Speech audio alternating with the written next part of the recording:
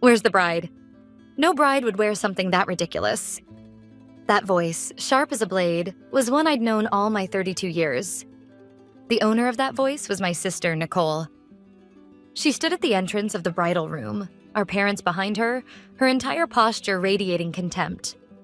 Her gaze stabbed straight at the wedding dress I had chosen for this day, a one-of-a-kind creation born from a collaboration with a renowned contemporary artist, adorned with hundreds of butterfly wings cascading down the train. It was a piece of art, a symbol of transformation, from the old me into someone new, like a chrysalis breaking open into a butterfly. Are you seriously going out there like that? You look like you're going to a Halloween party. Mom, look, Heather's lost her mind. My mother sighed theatrically, and my father crossed his arms and said nothing. But I could see it in their eyes, their silent agreement. It's just a joke, Heather, my mother said, though her voice carried no warmth. But Nicole does have a point. It's a bit extravagant, don't you think? Ryan's family might laugh at you. Laughed at. That was always the standard they lived by. Other people's opinions, appearances, and above all, the safety of being normal within the bounds of what they could understand. That measuring stick had been pressed against me my whole life, cutting away everything that didn't fit. And now, on what was supposed to be the brightest day of my life, they had barged in once again, uninvited, and raised that same stick in my face. But that day, I was different. I looked at my reflection in the mirror. The butterflies sewn into the fabric shimmered quietly in the light. This was no costume. This was the shedding of my armor, the wings I had grown to finally fly free. I turned slowly to face them, my expression calm, and said softly, "If you don't like it, then don't look. This is my wedding. I'll wear what I want." My voice was steadier than I expected. It was the first line in the counterattack I had rehearsed countless times in my head. For a brief moment, they were speechless. They hadn't expected me to fight back. Normally, I would have just looked hurt and backed down. But Nicole quickly recovered, snorting. "Still putting on that tough act, huh? I bet even Ryan's getting tired of you. A wife who dresses like that? How embarrassing for him." Those words were the signal. It was time to move on to the next phase of my plan. I met Nicole's sneer head-on, my face utterly expressionless. Then, slowly, but with deliberate, unwavering steps, I began walking toward them. The three of them flinched as I approached. I stopped a few steps away, met each of their eyes, and spoke in a low, even voice. "You're right. My outfit is embarrassing. I understand that now. But the thing you should really be worried about isn't my dress." At the sound of my unusually low voice, my mother's expression turned wary. "What do you mean by that?" "I mean it literally. What you should be worrying about is your own money." The moment those words left my mouth, the air in the bridal room froze. Nicole broke the silence first, laughing shrilly. "What? Money? What are you even talking about, Heather? Has the wedding stress finally made you lose it?" Up until then, my father had remained silent like a wall, but now, for the first time, he spoke. "Heather, don't make a scene. You think you can threaten us on a clerk's salary? Stop embarrassing yourself." A clerk's salary. There it was. The illusion I had let them believe for years. I had been waiting for those words. I had baited them just to draw this reaction out. Yes, just a regular office worker. Exactly what you've always thought I was. I smiled faintly. That's why it's always puzzled me, how easily you could ask me for money. As if my bank account were somehow yours. My mother flew into a rage at that remark. "Of course it is. We're family. You're the eldest. You have a duty to support your parents and your sister. It's not like you need the money anyway." Duty. To them, my income had never been the result of my own effort. It was a shared family asset, theirs to use as they pleased. My life, to them, was nothing more than an obligation to be consumed for their convenience. And then I made them say it out loud. There was no hesitation left in me. I drew in a slow breath, then brought down the blade of truth I had kept buried deep inside for years. Yes, that's why I used that money with no purpose to pay for Nicole's 3 years of college tuition. At my calm confession, all three of them froze. The mockery vanished from Nicole's face, replaced by bewilderment. "What are you talking about?" "You didn't hear me? Your state university tuition. The emergency down payment for your apartment. The car, The medical bills. Altogether, about $100,000. It wasn't a scholarship, and it wasn't from our parents. It was from me. It was the truth, documented to the last dollar, undeniable and complete. My father's face turned a blotchy red, his shame and rage twisting together. What the hell are you trying to pull by bringing this up now? He was furious because I had broken the family's unspoken rule, because I had dragged into the open what was supposed to stay hidden, turning it into a weapon against their control. You agreed to help. Don't you dare use that against us now like you're owed something. His voice thundered through the room, but I didn't flinch. His attempt to twist the argument only made me colder inside. Agreed? I responded to my father's words with a question. Then continued, my tone cold and unyielding. Did any of you ever ask what I actually do for a living? Did you ever bother to know what I earn? No, you never did. You just decided I was a single, lonely office worker and used me as your personal ATM. You hid behind that illusion you created? Because we're family. Because you're the eldest daughter. And you trapped me in guilt. That wasn't an agreement. That was coercion. You never once tried to truly know me. Then I threw her own words back at her, the ones my mother had once used to crush me. Do you remember, Mom? You said, saving money is the only thing that makes you happy. Didn't you? Maybe you were right. But I've decided I'm done spending that one source of happiness on you. I spoke each word deliberately, like a verdict. From this moment on, all financial support for Nicole ends. Completely. The silence that followed exploded like a bomb. Their faces contorted, rage, panic, disbelief, realizing that the golden tree they had expected to keep giving forever was gone. My mother was the first to recover. Don't you dare. Do you even realize what you're saying? Who do you think you are, turning your back on this family? Her voice cracked into hysteria, the mask of composure shattering completely. Nicole's still a student. If you abandon her, what's going to happen to her? That's for Nicole to figure out. She's not a child anymore, I said coldly. And besides, you're her parents. You can take care of your own daughter from now on.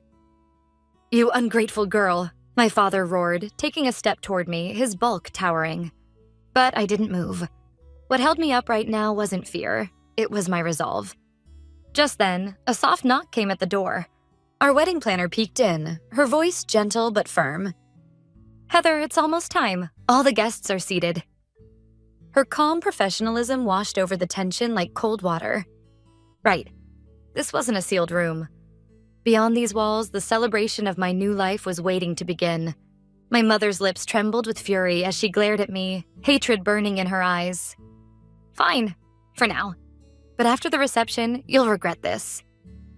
That final line told me she still believed she had the upper hand. Nicole's face twisted in frustration, tears glistening as she followed my mother out, slamming the door behind her. My father shot me one last bitter look and left without a word.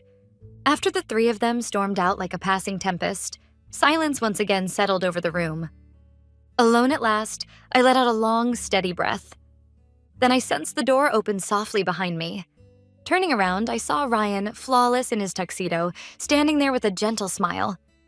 He said nothing, just walked up and took my hand in his. Are you all right? At the sound of his gentle voice, I lifted my head. Then, with a radiant feeling welling up from deep within me, I gave him a confident, beaming smile. Yeah, I feel amazing. The doors to the banquet hall swung open. The moment Ryan and I stepped inside, the room erupted into thunderous applause and warm, heartfelt cheers. The chandeliers glittered like diamonds. The flowers adorning each table shimmered like precious jewels. It was a breathtaking sight. An audience of elegance and admiration gathered too. Celebrate us. And yet, at one corner table, a strange chill hung in the air. A stagnant, heavy silence that seemed to belong to another world. My mother and Nicole still hadn't cooled off from their anger in the bridal room. Their arms were crossed, their faces hard, their eyes darting sharply around the venue. They surveyed the elegant hall and the sophisticated guests, whispering to each other. Heather must have overextended herself just to show off. And look at these guests, so far above her station. It's embarrassing for someone who's just an office worker. They probably thought their voices were low, but in the tense air of the reception, every drop of their malice reached me as clearly as if they had shouted it. They still truly believed deep down that I was nothing more than a slightly extravagant, arrogant office worker's daughter. That's why they dismissed my declaration in the bridal room as nothing more than bravado. Empty words from a daughter cornered by financial pressure. They had no idea that what they were about to witness would shatter their narrow-minded values to the very core. Casting them a brief glance, I gently slipped my arm through Ryan's. He leaned close and whispered in a voice only I could hear, "Let's enjoy this." I nodded and walked with him toward the main table, where our true friends, the ones who genuinely celebrated our happiness, were waiting for us. Behind me, the table where my family sat faded into the distance, like the wreckage of another life. The reception curtain rose quietly. What was beginning then was the prologue of my new life, and the first chapter of their long waking nightmare. The atmosphere was soon filled with warmth and laughter. Then the host took the microphone. "Ladies and gentlemen, we are honored to welcome a very special guest tonight, Ms. Alexandra Watson, the world-renowned CEO of the luxury fashion brand. She will now deliver her congratulatory speech for the bride and groom." The moment her name was announced, the room erupted in murmurs of admiration. She was a true titan of the fashion world, someone seen in magazines and on TV every single day. I turned my gaze toward my family's table. They were exchanging incredulous looks, mouthing, "It must be someone else with the same name. There's no way that Alexandra Watson would come here for Heather." But when the spotlight illuminated the stage, there was no mistaking her. It was her, Alexandra Watson herself, radiant, poised, and utterly commanding. With graceful steps, she took the stage and turned toward me with a warm, genuine smile. "Heather, Ryan, congratulations on your marriage. The dress Heather is wearing today, titled Metamorphosis, is, in my eyes, one of the most moving and beautiful wedding gowns I have ever seen. This isn't just a garment, it's a masterpiece that embodies her soul." Alexandra first lavished praise on my dress. It was a powerful blow, striking directly at my family's faces, the same faces that had mocked it as a Halloween costume just moments before. Nicole's face was drained of color. My mother stared, wide-eyed, as if the world itself had turned upside down. But the real blow came next. But Alexandra continued, "What I admire most about Heather isn't just her artistry.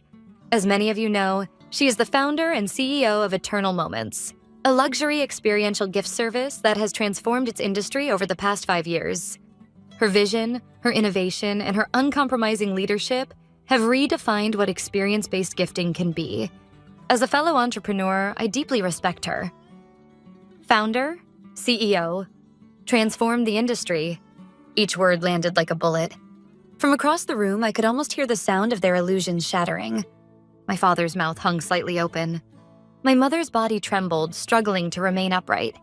It was in that moment they finally understood that my words in the bridal room had been no bluff. That the daughter they had dismissed, belittled, and exploited for 32 years had built a world far beyond the reach of their narrow imagination.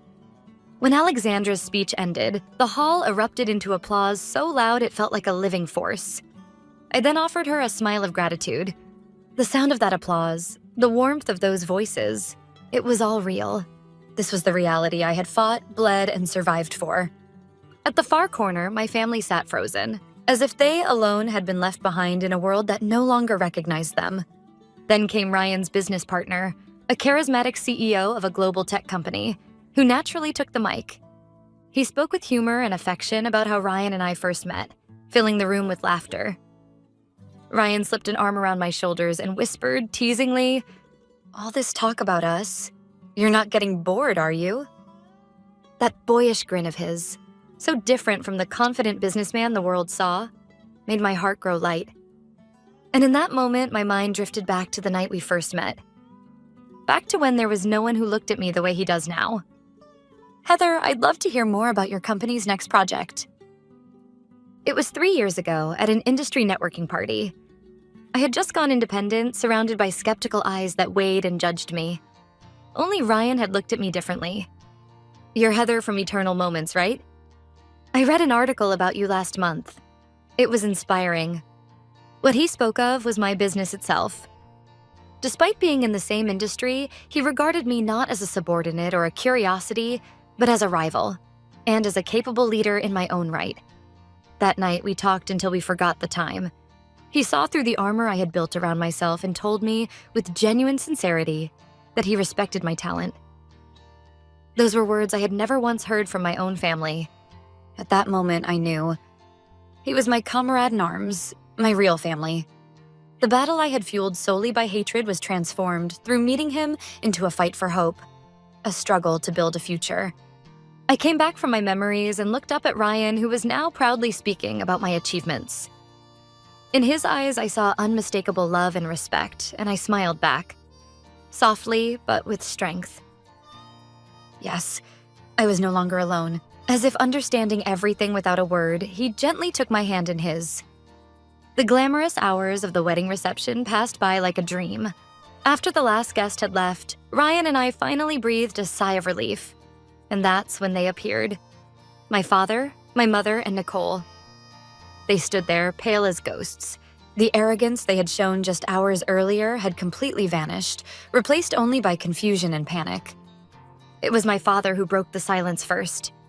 His voice trembled as he forced the words out. "Heather, I'm sorry, we didn't know." His eyes wandered unfocused, as if unable to believe the reality in front of him. Nicole kept her head down, staring at a single spot on the floor. My mother, on the verge of tears, pressed her hands together in a desperate plea. "Please, Heather, let's just be a family again." But I had no intention of listening to the rest. I cut off their sentimental apology, coldly, quietly. "I don't accept your apology. You're not sorry for what you did to me. You're sorry for losing your personal ATM and for missing the chance to boast about having a successful daughter." The three of them froze, their breath caught in their throats. "I don't have time for your theatrics anymore," I continued firmly. "Here's my final notice. From this moment on, I will no longer provide any financial support. Not a single dollar. If you still wish to have any relationship with me, it will not be as family, but as equals. As human beings. If you can't do that, then this is where our relationship ends." That was the moment I severed all ties. A few days later, as I expected, they showed up in front of my apartment building. It began predictably, with tearful apologies and pitiful pleas over the intercom. My mother cried, "Heather, please, just hear us out one more time. We were wrong. All of it was wrong." My father added in a contrived tone, "We just want to celebrate your success. That's all." Nicole, as usual, tried to prey on my guilt. "What am I supposed to do without you, Heather?" But when I refused to respond, keeping my silence as cold and unmoving as stone, their tone gradually changed. Day by day, their desperation gave way to anger. After about a week, the mask finally fell off. Their true nature bared its teeth. "Heather, I know you can hear me, you ungrateful brat." My father's furious voice echoed through the quiet neighborhood. He had transformed. The pitiful father act was gone. What remained was the face of a tyrant, enraged at a daughter who dared to disobey. "You're a heartless monster, abandoning your own family. Who do you think made you what you are, you selfish, ungrateful child?" The shouting escalated, day and night without rest. They rang the doorbell repeatedly at dawn, pounded on my door in the middle of the night. Letters filled with resentment and venom were stuffed into my mailbox every single day. Worse still, they began spreading lies to my neighbors, telling anyone who would listen that they were poor parents betrayed by a greedy daughter who stole all their money. But I no longer hesitated. The old me might have caved under the pressure, trapped by that twisted idea of family bonds, afraid of what others might think. Not anymore. Because now I had something far more precious to protect. A peaceful life with Ryan, the man who first saw me as an equal and loved me for who I truly was. And the future of my 50 employees, and their families, who believed in my dream enough to stake their lives on it. I would not allow those people, my family in name only, to defile the world we had built with their selfishness. In contrast to their hysterical behavior, I was astonishingly calm.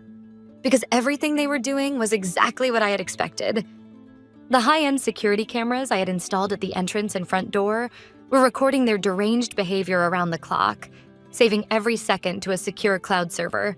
Their verbal abuse through the door was captured perfectly with my phone's recording app, preserved beyond question as evidence. The video and audio recordings were automatically uploaded in real time to a secure shared folder for my attorney, quietly, methodically, becoming a growing arsenal of evidence for the legal battle to come. The decisive moment arrived when they trespassed onto the apartment grounds and began kicking the tires of my car. I immediately called the police. Within minutes, 2 officers arrived. My father shouted, "This is a family matter, stay out of it." But it was all in vain.